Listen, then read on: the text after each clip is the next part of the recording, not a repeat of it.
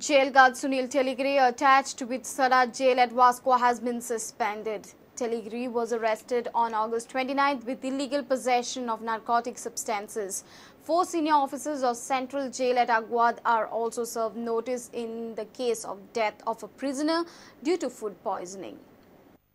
Jail guard Sunil Teligiri has been suspended after 15 days of his arrest.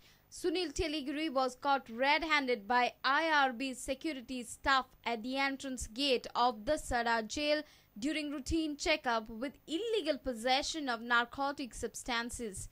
He was trying to sneak into the jail with prohibited products like bidi, tobacco and gutka. IG Prisons has also issued show-cause notices to jailer of Aguad Vittal Gaons, assistant jailer Ramnath Gaude, head jail guards Yashwant Naik and Narayan Hivrekar in connection with death of the prisoner Mahadev Gaonkar due to food poisoning.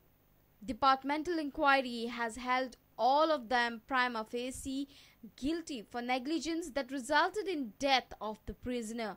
They have been asked to file reply within 15 days. Reporter Mukesh Kumar for Prudent. Goa NIT Kunkoli Action Front has supported the NIT college campus proposed in Kunkoli. They have decided to support the project until completion.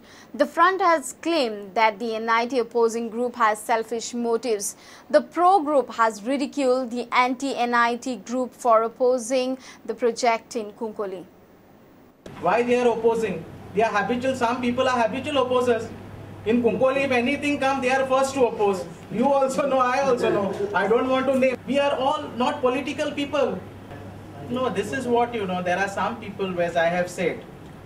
In fact, some people, a handful of people who wants to oppose this project, actually they have been doing it for quite a period of time. Why it has been done, we don't actually know. Because maybe their concern is what? Maybe for some selfish motive.